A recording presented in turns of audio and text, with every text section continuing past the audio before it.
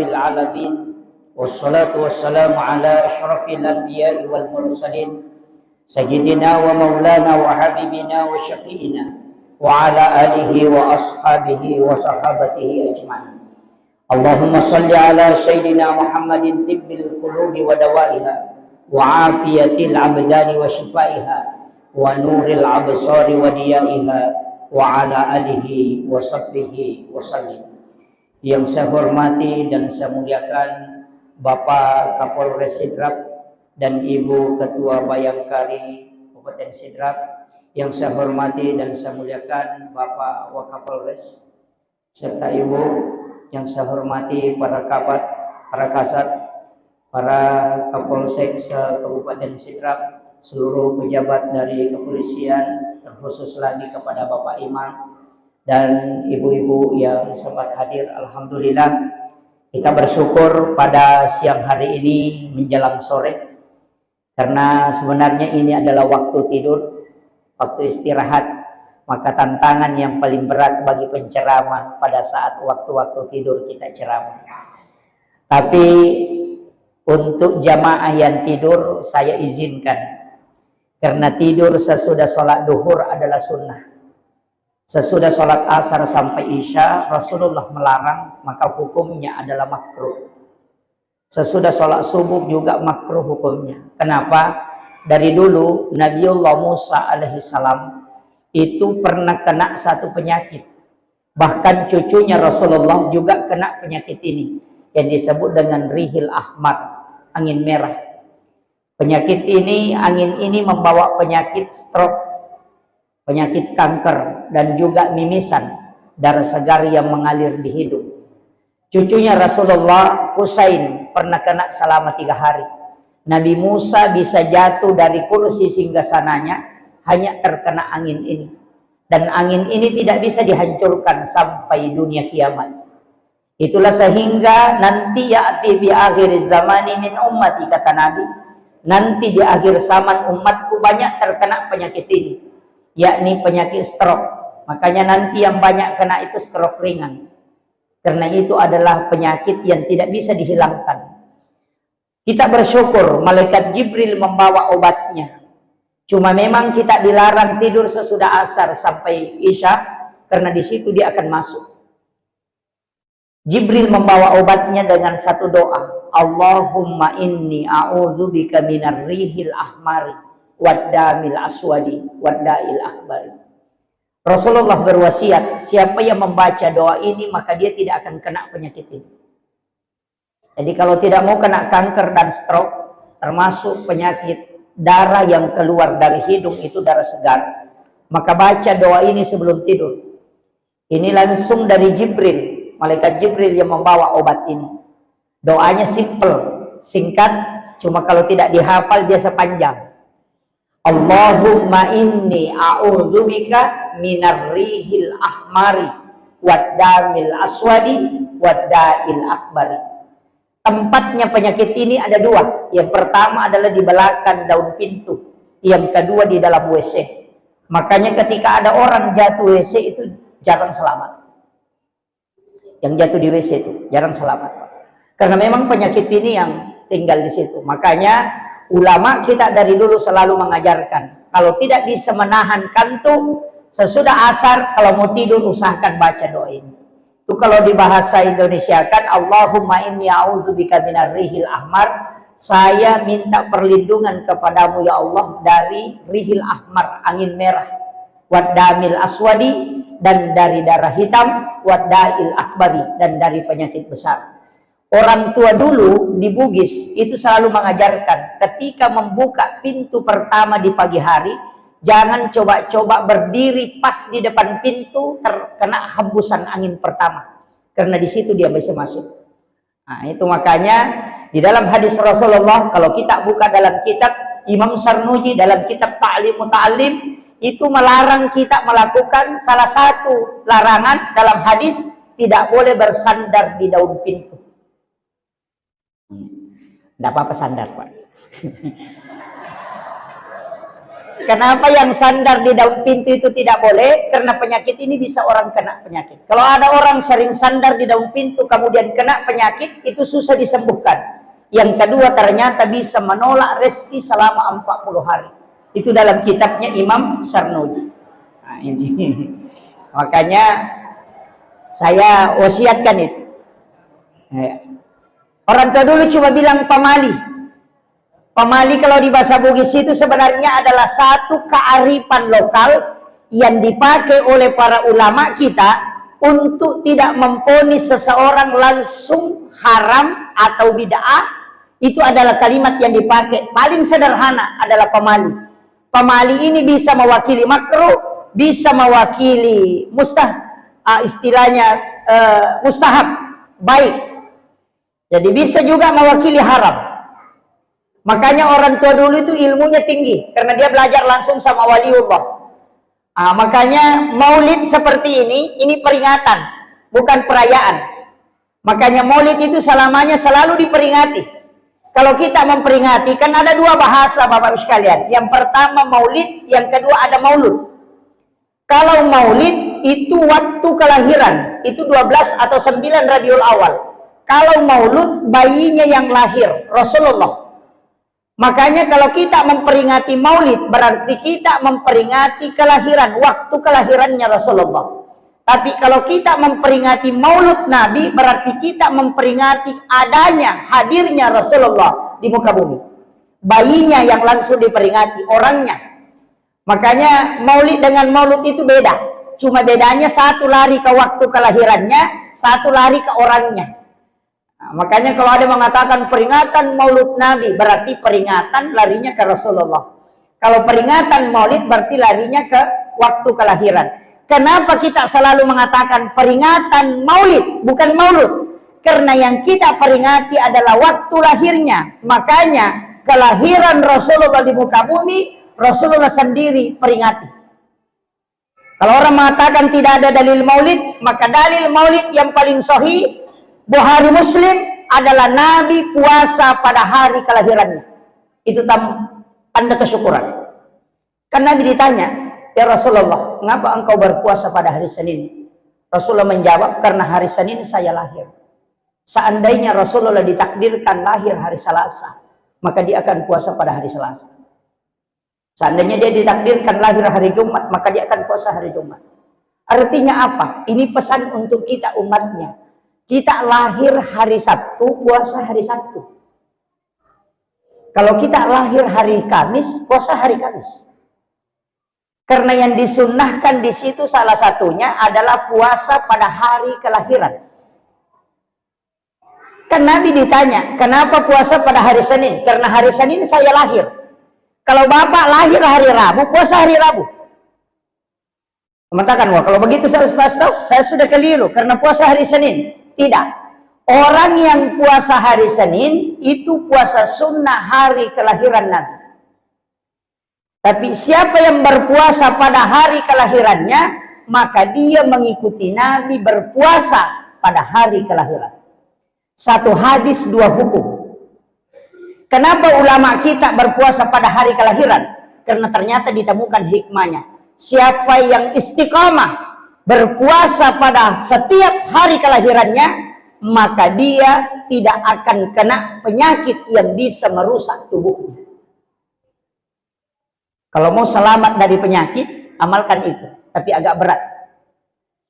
Agak berat.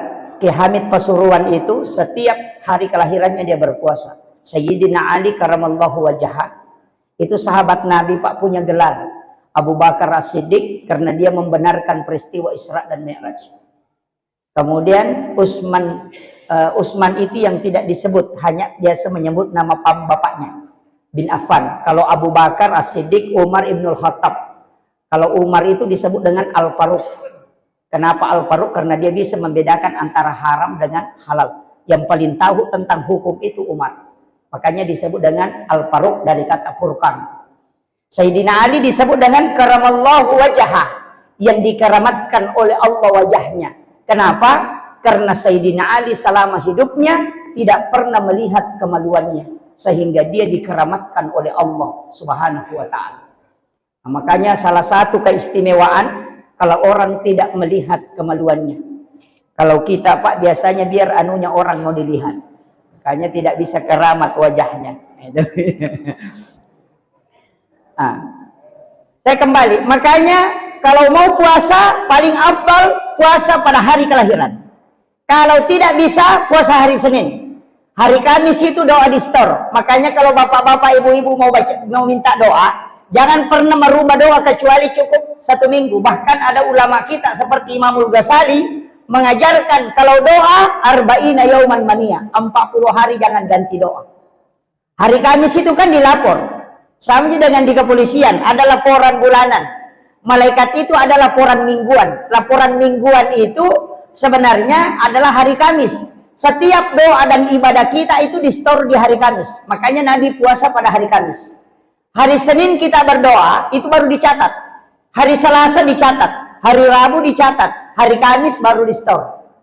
Makanya kalau bapak-bapak, ibu-ibu berdoa, hari Senin minta sepeda, hari Selasa minta motor, hari Kamis minta mobil, hari Jumat minta naik pangkat, itu malaikat pusing. Ya, belum dilapor ganti lagi. Hari Senin minta sepeda, baru dicatat. Hari Selasa minta motor, dicatat lagi. Hari Rabu minta mobil, dicatat lagi. Hari Kamis baru di store. Nanti ditanya, dia minta apa? Oh, Senin minta sepeda, Selasa minta motor, ya enggak usah dikasih dulu. Itu makanya doa itu penting kalau ada istiqomah. Makanya Nabi Musa saja itu berdoa, puasa sampai 30 hari, kemudian disuruh oleh Allah menambah 10 hari, sehingga cukup 40. Makanya berdoa istiqamah 40 hari itu lebih cepat diijabah. Sama aja anak kita, Pak Bu. Kalau ada anak kita minta sepeda, pagi hari Senin minta, mak belikan kak sepeda. Pulang dari kantor, mak belikan kak sepeda. Oke, pergi kantor bela lagi, mak ingat belikan kak sepeda. 1 minggu saja anak kita selalu bilang belikan kak sepeda. Kalau ada uang kita pasti belikan. Tapi kalau hari Senin minta sepeda, Selasa minta mobil-mobil, kita cuma belikan es krim supaya dia diam. Sama aja dengan kita ketika berdoa. Itu tidak ada bedanya. Makanya yang mau naik pangkat ini istiqamah berdoa. Jangan ganti-ganti.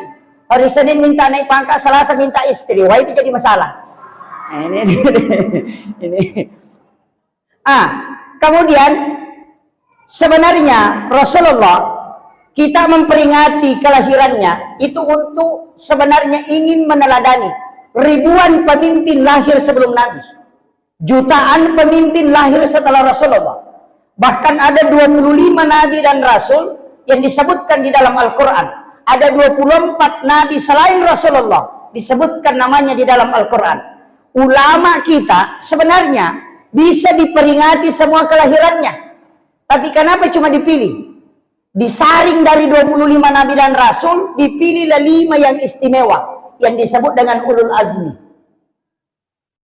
Ulul Azmi ini lagi disaring oleh ulama, dipilih 2 orang. Satu Rasulullah SAW, yang kedua Nabiullah Isa alaihi salam. Karena inilah 2 nabi yang paling sedikit kesalahannya. Semua nabi ada semua kebaikannya dan banyak kebaikannya, tapi dicari mana yang paling sedikit kesalahannya. Cuma ini yang 2, Nabiullah Isa alaihi salam dan Rasulullah SAW. Maka 2 nabi inilah yang diperingati kelahirannya. Nabi Isa disebut dengan Natal, Nabi Muhammad disebut dengan Maulid Nabi. Cuma ada yang menyamakan, ada pendapat mengatakan yang tidak ngaji agama di pesantren muncul bahwa Maulid dengan Natal sama, itu tidak. Natal itu ibadahnya, sedangkan Maulid itu peringatan, syiar, itu beda. Makanya ada sholat Natal, kalau sholat Maulid tidak ada. Kajian ini harus dipisahkan. Sekarang kan orang kaji agama, ya kalau langsung dari YouTube itu jadi masalah. Kalau ambil ilmu dari YouTube langsung, yang pertama pindah ilmunya, adabnya tidak pindah. Kalau ngaji sama kiai, sekaligus adabnya, ilmunya juga pindah. Dan bisa bertanya langsung. Kalau di YouTube tidak bisa bertanya. Nah, makanya sekarang kajian agama itu banyak orang pelintir. Kenapa? Dia gabungkan 3 tahap kajian agama digabungkan sehingga menjadi rancu. Kajian Islam, kajian iman, kajian ihsan. Kajian Islam itu bicara hukum. Ulamanya disebut fuqaha. Kajian iman itu kajian tauhid. Ulamanya disebut murabbi. Kalau kajian ihsan itu kajian akhlak. Tasawuf, ulamanya disebut mursyid. Itu beda, Pak. Kalau kajian tasawuf ditarik turun ke kajian iman, itu rancu itu. Atau kajian fikih ditarik ke kajian tauhid, itu kebablasan. Saya kasih contoh. Kenapa banyak orang menyalahkan? Karena dia gabungkan ini. Kalau akhlak tidak bisa dihukumi langsung. Tidak bisa ditauhidkan langsung. Kenapa? Karena akhlak melampaui hukum. Adab. Coba saya kasih contoh satu sederhana, Pak. Hormat kepada bendera merah putih. Banyak yang menganggap itu musyrik. Kenapa? Karena kajian adab ditarik ke tauhid. Hormat ke merah putih itu adalah adab. Penghargaan kepada pejuang yang telah memperjuangkan NKRI ini. Sehingga Indonesia bisa merdeka. Ketika dia diturun ke tauhid, akidah, maka itu bahaya. Itu jadi musyrik. Makanya sungkeman kepada orang tua itu adab. Ketika dia turun ke tauhid, itu menjadi musyrik. Karena tidak boleh sujud selain kepada Allah. Tapi sujudnya orang ke orang tua ketika dia mencium tangannya itu ta'zim namanya. Itu adab, bukan akidah. Coba bedanya. Kalau fikih tetap pada posisinya. Pasti berdebat, Pak. Kalau fikih itu orang berdebat. Karena Allah yang bilang, walizalika halakahum. Demikianlah aku ciptakan engkau. Tidak satu paham. Makanya kalau orang mau berdebat di fikih, Pak, pasti berdebat. Makanya Syafi'i, Maliki, Hanafi, Ahmad bin Hanbal itu kajian fikih. Pasti berbeda. Coba saya kasih contoh satu. Orang yang menyumbang, Pak, pelaku narkoba, kalau dia sudah jual narkoba, kemudian dia sedekahkan uangnya ke masjid, apa boleh diterima atau tidak? Kalau fikih Syafi'i, Maliki, Hanafi, Ahmad bin Hanbal mengatakan haram, tidak boleh. Kalau diterima, itu mutlak kita kena hukuman. Tapi kalau Profesor Dr. Yusuf Qaradawi, kebalikannya, dia mengatakan, kalau pemain judi bersedekah dan itu uang haram, terima, jangan tolak. Kenapa? Kalau kau terima dia pakai main judi, tambah dosa lagi dia. Tapi kalau kau ambil, itu tidak berdosa. Karena dia tidak berdosa, cuma uangnya ini harus dipisahkan. Tulislah misalnya di kotak, sumbangannya pemain judi. Di mana dipakai? Ketika bangun WC, pakai di situ. Ketika bangun menara, pakai di situ. Ketika bangun pagar, pakai di situ. Karena dia tidak ditempati untuk sholat. Ketika kalau dia bertaubat, itu akan menjadi kebaikan. Tapi jangan engkau tidak menerima. Karena kapan kau tidak terima, dia pakai beli minuman, dia pakai beli sabu-sabu, dia pakai main judi, dia pakai main perempuan. 4 dosanya gara-gara kau. Coba, Yusuf Qaradawi ini. Makanya Imam Al-Jazuli masih takut dengan itu. Ulama seperti Imam Al-Jazuli itu mengatakan, wah kalau diambil, dialihkan ke situ, jadi masalah juga. Makanya kalau mau aman, bikin kota amal besar. Simpan di depan pintu masjid, suruh orang masukkan ke situ. Baru setiap bulan diambil, masukkan ke masjid. Dipakai membangun kemana saja, silahkan. Nanti di hari kemudian kalau panitia ditanya, uang dari mana nih? Kasih tahu, saya cuma ambil di kota amal, saya tidak tahu dari mana. Selesai persoalan. Makanya ulama-ulama kita itu pakai kaidah-kaidah. Tidak langsung, mentok langsung haram, langsung bid'ah, langsung masuk neraka, langsung musyrik. Tidak. Karena ada tahapan hukum. Dakwah saja, Pak, ada namanya dakwah, fikih dakwah, ada fikul ahkam. Kalau fikih dakwah, itu pasti bertahap. Kalau fikul ahkam, itu mutlak. Saya biasa ditanya, Ustaz, bagaimana hukumnya? Kalau ada orang puasa Ramadan tapi tidak sholat fardu. Banyak itu, Pak, di masyarakat. Puasa-puasa, tapi dia tidak sholat. Kalau fikul al-ahkam, fikih hukum, pokoknya biar puasa tidak sholat, masuk neraka. Biar puasa, sholat tapi tidak bayar zakat, masuk neraka. Coba, kalau fikul ahkam, tapi kalau fikih dakwah tidak. Oh sudah puasa, tapi belum sholat, tidak apa-apa. Yang penting kau pergi tarwih. Nanti di sholat tarwih, baru ustaznya ceramai, baru dia sholat. Karena kalau kau bilang tidak masuk neraka, kalau sholat, puasa tidak sholat, masuk neraka, pasti dia bilang, kalau begitu tidak usah lebih puasa.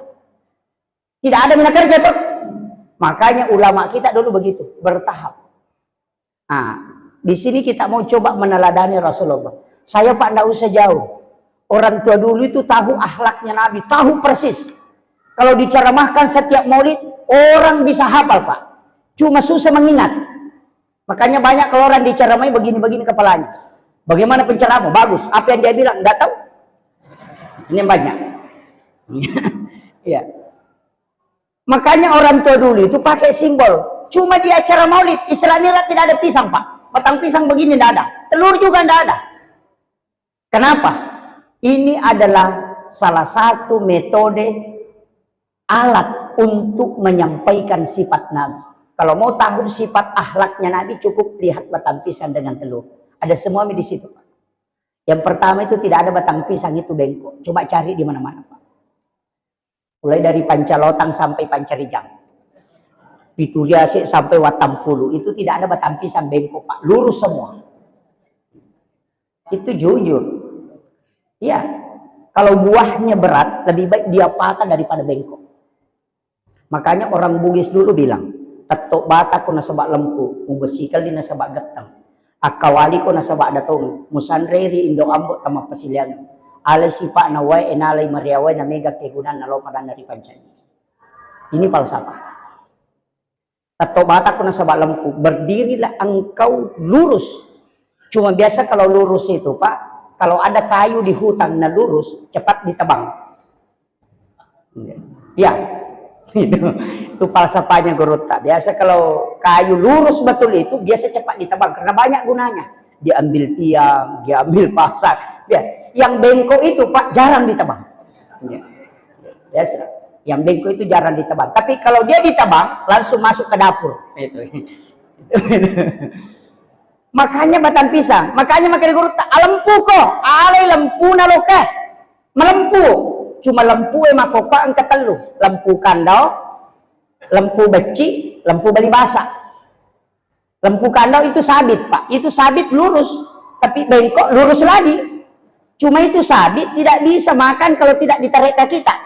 Ayo na lempu Pak Bage, tawamu, tawaku, tawana Pak Bage dua ninala. Meka mitai matu ibu-ibu yang sudah bagi-bagi kalau dua ember lempu kandau iya.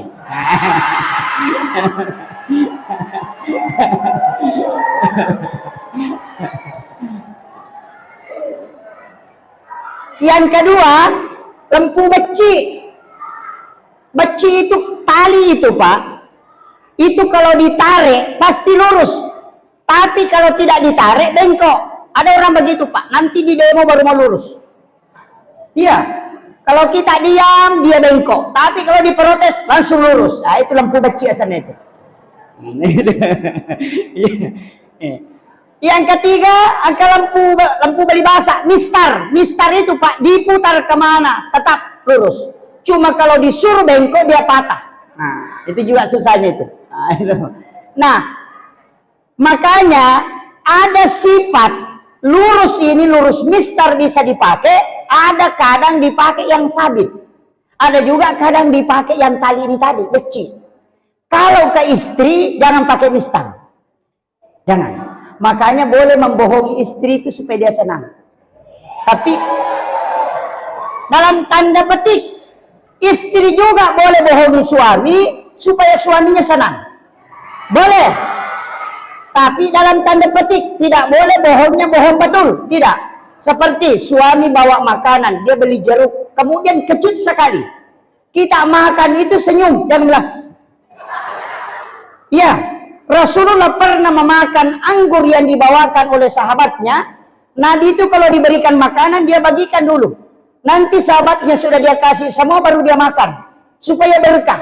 Tapi ketika Nabi dikasih ini, Nabi melihat baru langsung dia makan. Dia tidak bagikan. Nabi habiskan itu satu piring. Sampai sahabat ini mulai kecewa. Waduh, kita juga kepengen kasih makan, tapi kenapa barusan Nabi tidak bagikan ini? Nanti orang ini pergi, gembira sekali. Nabi mengatakan, oh enak sekali nih, manis. Sekalinya dia pergi, sahabat bilang, ya Rasulullah, kami juga kepengen tadi makan, tapi Rasulullah tidak kasih kami. Nabi mengatakan, saya sengaja. Karena ini tadi anggurlah yang paling kecut saya makan. Cuma saya tidak pengen merusak hatinya. orang yang bersedekah tadi. Makanya saya memakannya dengan senang. Supaya dia merasa senang bahwa apa yang dia sedekahkan itu baik. Karena kalau kau makan pasti kau bilang, kecutnya, pasti dia tersinggung. Makanya kalau ada kita dikasih makanan, jangan langsung celah. Biasa kan begitu. Satenya ini hangus-hangus. Padahal habis di 10 tusuk. Iya, ini. Jangan pernah mencela makanan. Orang yang kena penyakit itu banyak karena mencela makanan. Rasulullah itu tidak pernah mencela makanan. Dia bahkan pernah dibikinkan air panas oleh istrinya, kahwa, kopi, tapi itu bukan pakai gula, pakai garam. Nabi itu hampir habiskan, tapi istrinya minta sisanya. Ini ilmu untuk ibu-ibu. Kenapa Aisyah minta supaya Nabi tidak habiskan? Sampai dia merengek menutup gelas itu dari atas. Karena Nabi mau habiskan. Nabi mau habiskan karena dia tidak ingin kalau istrinya merasa kecewa atas apa yang dia buat itu karena salah. Tapi istrinya bersikuku mengambilnya karena dia mau mengambil berkah dari situ. Kenapa Pak? Rasulullah pernah berwasiat. Setiap Jumat pertama, subuh Jumat pertama setiap bulannya. Jumat pertama setiap bulannya, bikinkan suami kita air minum. Apakah kopi atau teh atau susu. Aduk mengikuti arah tawaf.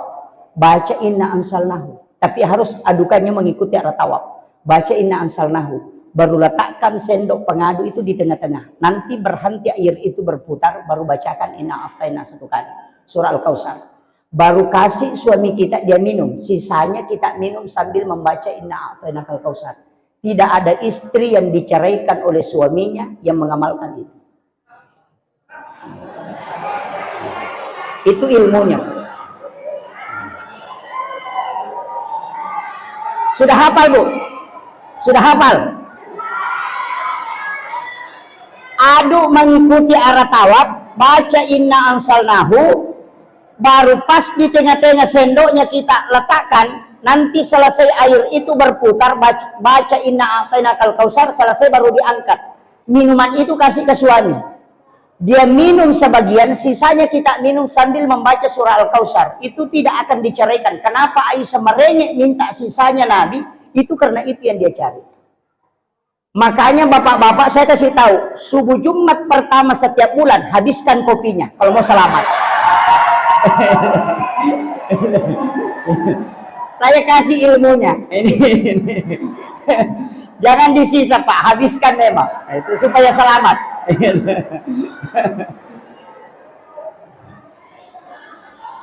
Sebenarnya dua surah ini sangat bagus Pak. Sebenarnya ada 3 surah itu. Yang pertama adalah surah Al-Kautsar, surah yang paling pendek. Nabi janjikan dalam hadis sahih, siapa yang mencintai surah ini maka dia akan mendapatkan syafaatku kala di yaumil akhir.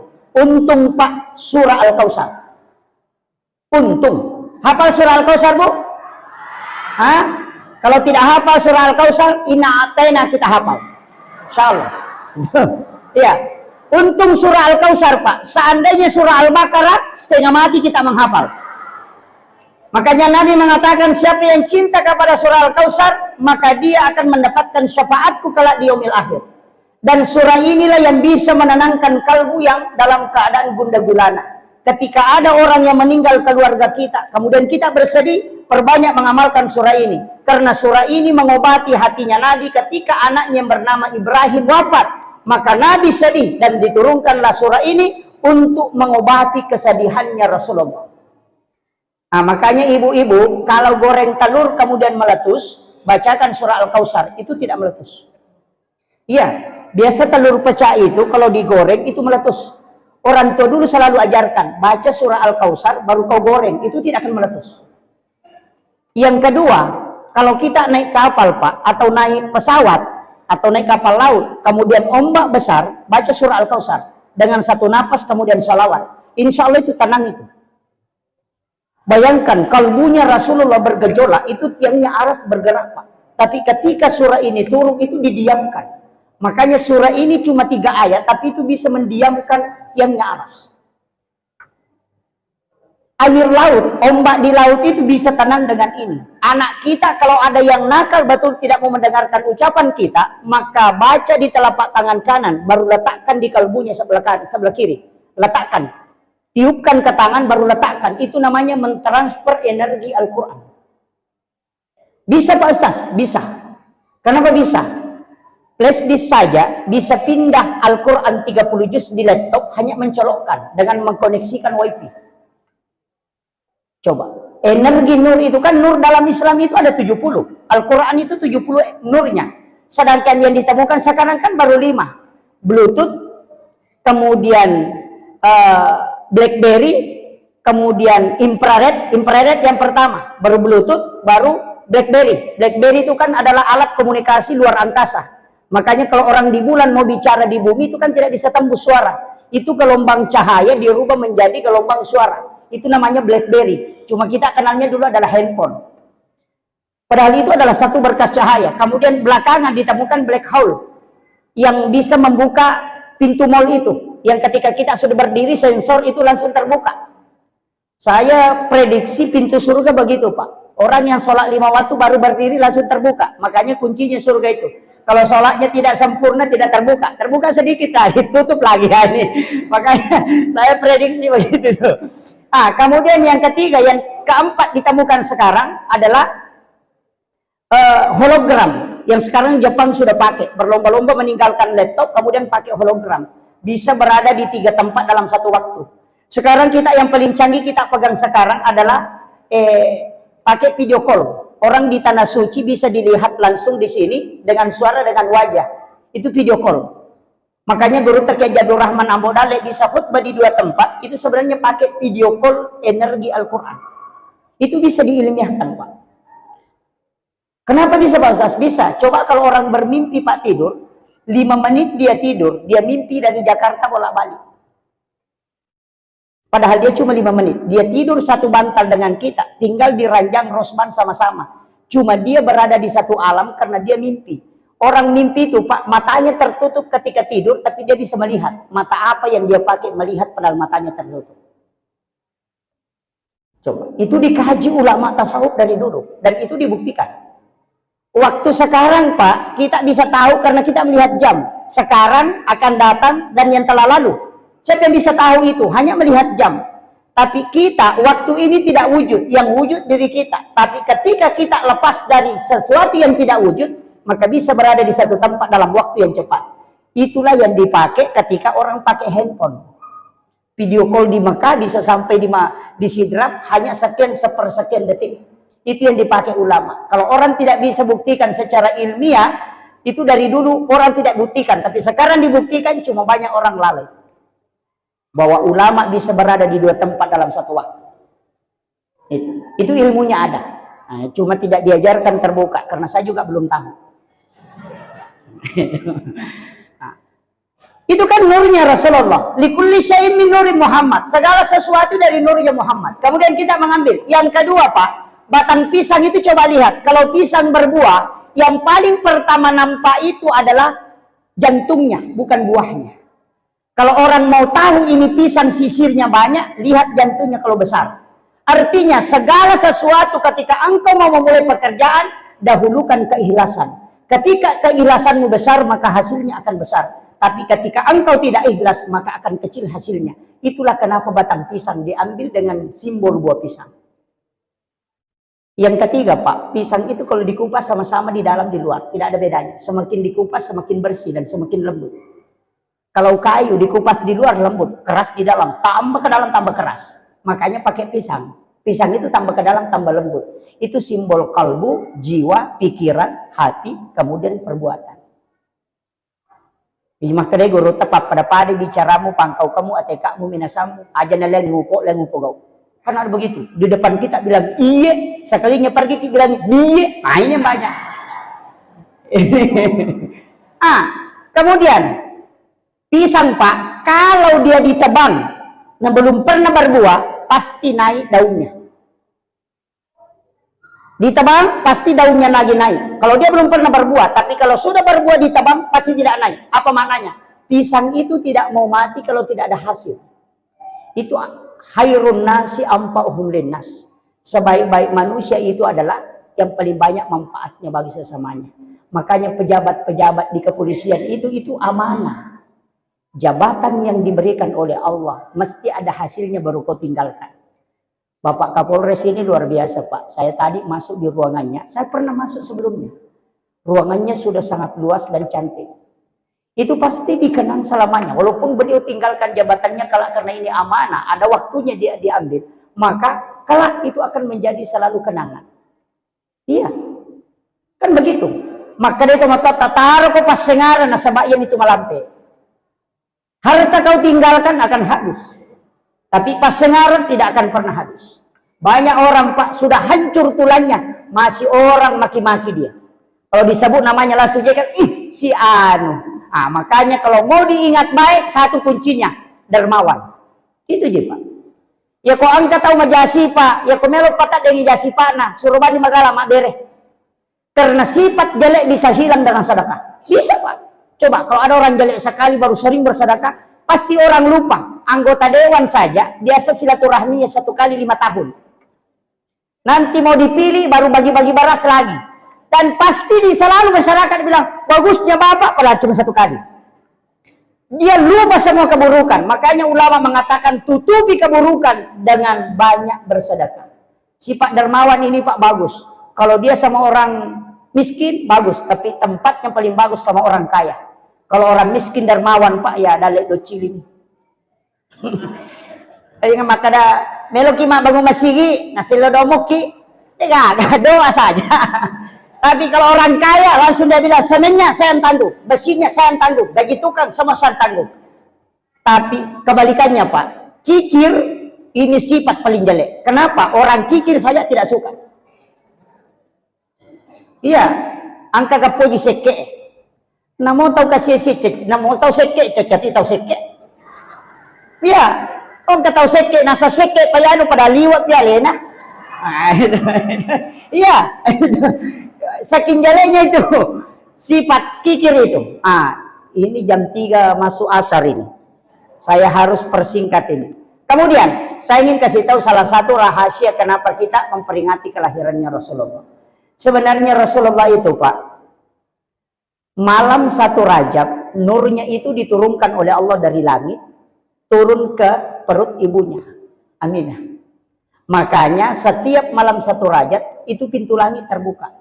Makanya kalau mau doanya mustajabah, berdoa di malam 1 Rajab. 1. Yang kedua, malam nisfu Sya'ban, berdoa. Di situ juga pintu langit terbuka. Yang ketiga, malam 9 Zulhijjah, itu malam hari Arafah. Berdoa juga di situ. Itu pintu langit dibuka. Kemudian malam 10 Zulhijjah, hari raya Lebaran Idul Adha. Dan malam 1 Syawal, itu malam hari raya Idul Fitri. Orang yang berdoa pada 5 malam ini, itu tidak ditolak doanya. Karena itu tidak melewati, tidak terhalang oleh pintu langit. Karena semua pintu langit terbuka. Nah, makanya Guru Kiai Haji Muhammad Said Abdul Ghani, kalau ada yang dari Kalimantan, dari Martapura, pasti kenal. Kiai Haji Muhammad Said Abdul Ghani, yang disebut dengan Guru Sakungkul Martapura, itu berwasiat. Siapa yang mau jasadnya hilang di kuburan, cukup jangan tidur pada 5 malam ini. Mulai dari maghrib beribadah, apakah mengaji atau sholat sunat atau tafakur sampai subuh. Yang mengamalkan itu setiap tahun, maka dia akan dijemput jasadnya di alam kubur. Guru Kiai Haji Abdul Rahman Ambo Dalle, Guru Kiai Haji Fathuddin Sukara, mantan almarhum Al-Maghfurlah, Ketua Majelis Ulama Indonesia Kabupaten Sidrap. Beliau itu sampaikan langsung kepada saya, karena saya mondok di pondoknya. Apa katanya? Ketika saya tanya, maga guru tawatunai pasuru. Apa katanya? Guru tak itu waliullah. Karena pada saat saya mengambil ketika orang lepaskan dari atas, itu masih ada. Pada saat saya letakkan di lahat, itu sudah hilang. Saya buka kain kafannya, hanya kapas yang ada di dalam. Tidak ada orangnya. Orang yang dijemput itu, Pak, tidak sembarang. Kalau dalam risalah, hanya 4. Tapi bisa dijemput di kubur, itu tidak sembarang. Itu adalah salah satu amalan yang diajarkan para ulama. Makanya yang mampu melakukan itu silahkan. Kita saja bisa begadang tunggu main bola Liga Champion, apalagi kalau begadang. Tapi itu 5 malam. 1 Rajab, nisfu Sya'ban, 9 Zulhijjah, 10 Zulhijjah, dan 1 Syawal. Itu 5 malam. Itu intinya. Kemudian Rasulullah diciptakan pertama itu nurnya, Pak. Nurnya Muhammad. Makanya Nabi Adam juga itu bersalawat kepada Rasulullah. Padahal dia kan terakhir. Makanya ibu-ibu, Bapak-bapak kalau tidak mau pakai kacamata, mudah-mudahan saya diberkahi dengan doa ini. Orang yang sering pakai HP di layar TV itu, depan layar komputer, itu biasa matanya cepat rusak. Tapi ada satu doa yang dibaca Nabi Adam, Rasulullah jamin itu. Siapa yang membaca doanya Nabi Adam ketika dia melihat wajahku di kedua kukunya, dan dia baca, dia usapkan ke matanya, maka dia tidak akan buta hingga dia meninggal. Itu janji Nabi.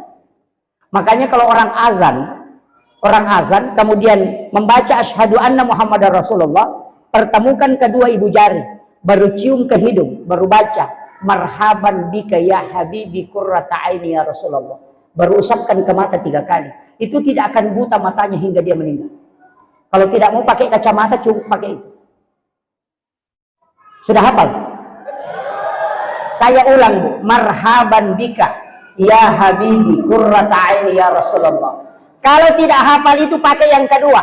Kalau berwudu sebelum sholat, ketika membasuh muka jangan tutup mata. Pada basuhan kedua dan ketiga. Pertama tetap tutup, yang kedua jangan tutup mata. Itu akan mengobati mata. Itu obat yang paling bagus. Itu air wudu. Kalau masih tidak bisa, pakai yang ketiga. Ketika membaca Al-Quran, di dalam Al-Quran itu ada kalimat Sami'un Basir. Letakkan kedua ibu jari. Ini dari ulama kita, ulama sefu ini. Letakkan kedua ibu jari di atas ayat itu. Kemudian masukkan ke langit-langit. Baru tekan di mata, baca sholawat 3 kali.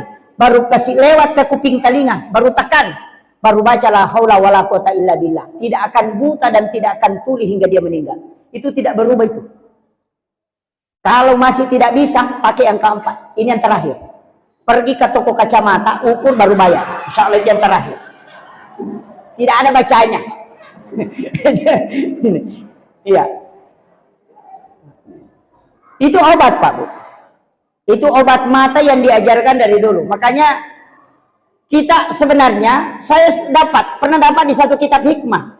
Saya itu sering pakai obat air wudhu. Kalau sudah berwudhu, berdoa, mengangkat tangan. Tapi tidak semua wudhu. Kalau kita sudah mengangkat tangan begini, ada air yang bikin geli di ujung siku ini. Ada air itu tidak mau menetes. Kemudian ada di ujung hidung. Dan itu geli, kayak gatal. Di sini kiri kanan, kemudian di ujung hidung. Kalau orang punya penyakit yang parah, ambil itu. Gabungkan yang 3, baru bacakan salawat, baru minum. Itu obat. Makanya orang selalu mengatakan, cari air berkewudu. Cuma orang tidak temukan itu, Pak. Tapi tidak semua wudhu. Kalau kita berwudhu mengangkat tangan kemudian berdoa, itu agak gatal. Itu agak geli. Dia berputar-putar. Itu tidak jatuh. Maka ambil itu yang 3. 1 kiri kanan, 2, kemudian di ujung hidung. Pasti bersamaan itu. Kemudian kumpulkan ke tangan, baca salawat, kemudian minum. Itu obat yang paling bagus. Saya sering pakai itu, Pak. Kalau orang mau awet muda, pakai itu. Salah satu fungsinya. Itu untuk awet muda. Kalau yang sudah tua, tidak usah pakai. Nanti awet tua.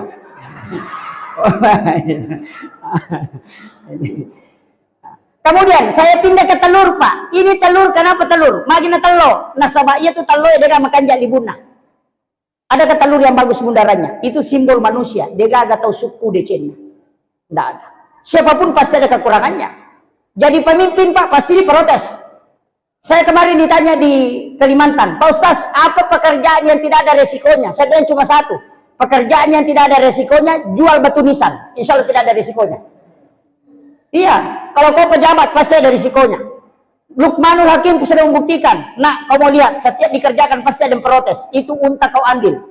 Dia tarik unta, anaknya yang usir untanya dari belakang. Lewati satu kampung dikasih tahu, itu orang bodoh. Kenapa tidak naik? Makanya dia bilang, ayo kita naik 2 nak. Karena kita bodoh kalau tidak naik. Sekalinya naik 2-2, lewat di satu kampung dikasih tahu, ini orang tidak ada kasih sayangnya ke binatang.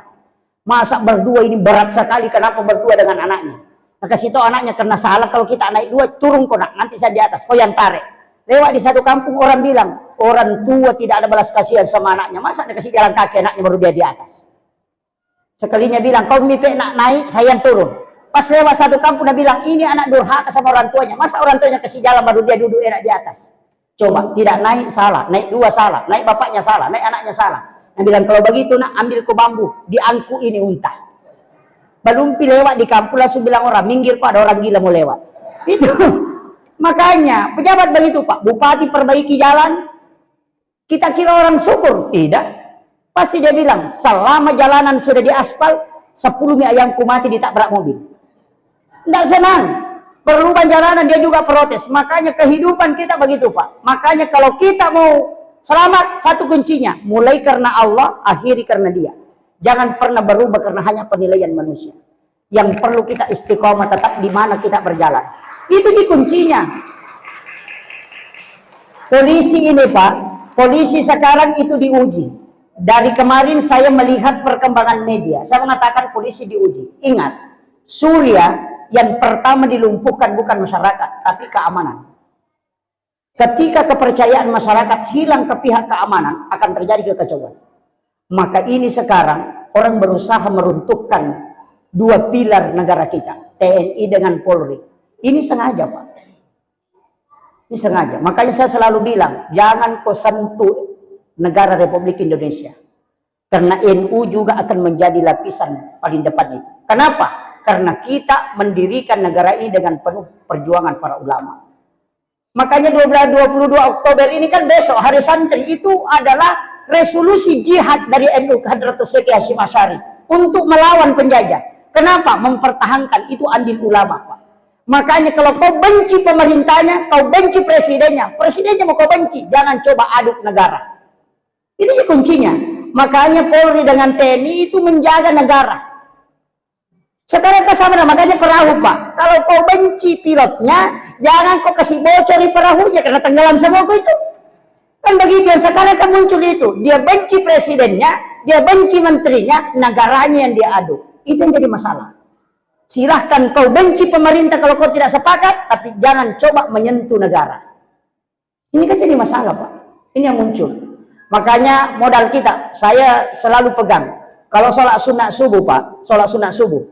Saya juga beritahu kepada seluruh pejabat, di mana saya ceramah, kalau sholat sunat subuh, rakaat pertama, sesudah Fatihah, baca Alam Nasrah, Al-Insyirah. Rakaat kedua, baca Li'ila fi Quraisy. Itu di kitabnya Imamul Ghazali. Siapa yang mengamalkan ini, itu hadis Nabi. Siapa yang membaca ini pada sholat sunat subuh, maka tidak ada musuhnya yang berani menjatuhkan dia. Ini. Kalau kita mau tidak dijatuhkan langsung, ini sudah masuk asar Pak. Saya kira ini yang penting saya sampaikan. Mudah-mudahan ini ada hikmahnya. Saya tidak bisa lewat waktu asar, apalagi masih banyak tugas yang lain. Tadi saya sudah mengawali dengan doa. Awalnya salawat, baru saya langsung doa. Tapi saya kasih tahu ibu-ibu, hafal itu Bu salawat. Salawat yang saya baca itu, kalau orang amalkan 1 kali pagi, 1 kali malam, maka tidak akan pernah habis rezeki di tangannya. Itu kuncinya. Iya. Dan karena salaki di, ya karena salai mopi di macilaka tongangi. Iya, celaka betul kalau bisa. Makanya pejabat itu kan rezekinya jelas, gajinya setiap bulan. Tapi orang mengamalkan ini pasti ada rezeki dari arah yang tidak disangka-sangka. Dan itu sudah turun-temurun para wali amalkan. Makanya saya kasih tahu, kalau mau rezekinya seperti air hujan, amalkan itu. Kalau terlalu panjang, pakai satu. Apa? Yang paling pendek, Allahumma sholli ala Sayyidina Muhammad wa ala ali Sayyidina Muhammad karimil abai wal ummahat. 11 kali kalau maghrib, 11 kali kalau subuh. Tidak akan pernah susah perekonomian orang yang mengamalkan itu dan anak-anaknya akan dijaga. Akhirul kalam, wallahul muwaffiq ila aqwamit thoriq. Assalamualaikum warahmatullahi wabarakatuh.